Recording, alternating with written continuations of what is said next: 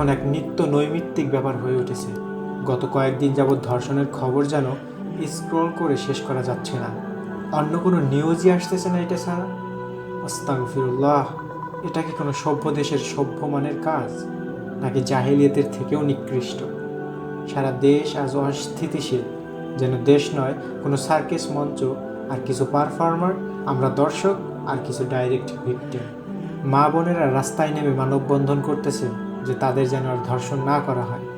আফসোস, আমরাই না সুশীল সমাজের সভ্য লোক, যাদের মুখে সবসময় নারী অধিকার নিয়ে বলে ফুটতে থাকে। আসুন একটা ভিডিও দেখি, চোখের পানি ধরে রাখার চেষ্টা করেন। আমার মেয়েরে ধরে নিয়ে যেতেছে, আমি বলছি বাবা আমার হাফেজ মেয়ে পর্দা করে জীবন ভিক্ষা দাও, বাইরে কিভাবে বলো বাইরে নিয়ে যায়, বলে বাইরে বাড়ি থেকে চুপচাপ ওনার রুমে নিচে নিয়ে আজকে প্রাণ পাইলাম না হয়তো ফিরে। এই বাংলাদেশটা আশা করে নাই, ছোটবেলার থেকে আমার সোনার বাংলা, আমি তোমায় ভালোবাসি যান। এই কবিতাটা পড়ছি বিদেশ থেকে বাংলাদেশে এয়ারপোর্ট যাবেন, বাংলাদেশে এই মা তার হাফেজ মেয়ের জন্য এইভাবে কান্না করতেছে। নিজেকে প্রশ্ন করুন তো, নিজে হলে কতটা সহ্য করতে পারতেন?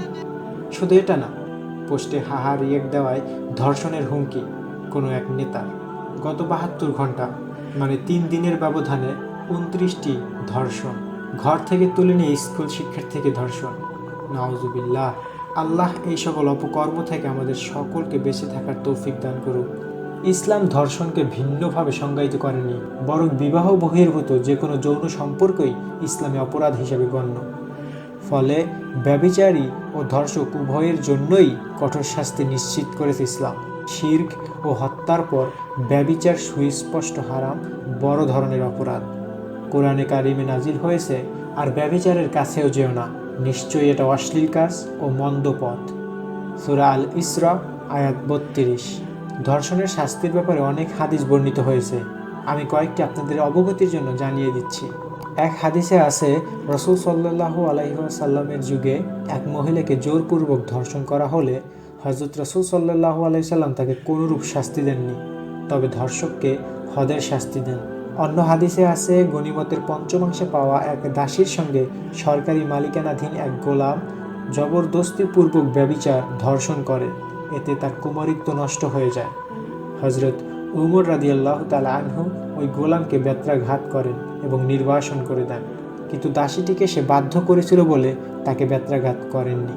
বুখারী হাদিস নাম্বার ৬৯৪৯। ধর্ষণের ক্ষেত্রে এক পক্ষে ব্যভিচার সংঘটিত হয় আর অন্য পক্ষ হয় নির্যাতিত, তাই নির্যাতিতের কোনো শাস্তি নেই, কেবল অত্যাচারী ধর্ষকের শাস্তি হবে। ধর্ষণের ক্ষেত্রে দুটো বিষয় অবধারিতভাবে সংঘটিত হয়, এক ব্যভিচার, ২ বল প্রয়োগ বা ভীতি প্রদর্শন। প্রথমটির জন্য জোরপূর্বক ব্যভিচারের শাস্তি বরাদ্দ, পরেরটির জন্য ইসলামী আইনজ্ঞদের এক অংশ বলেন মুহারাবার শাস্তি হবে।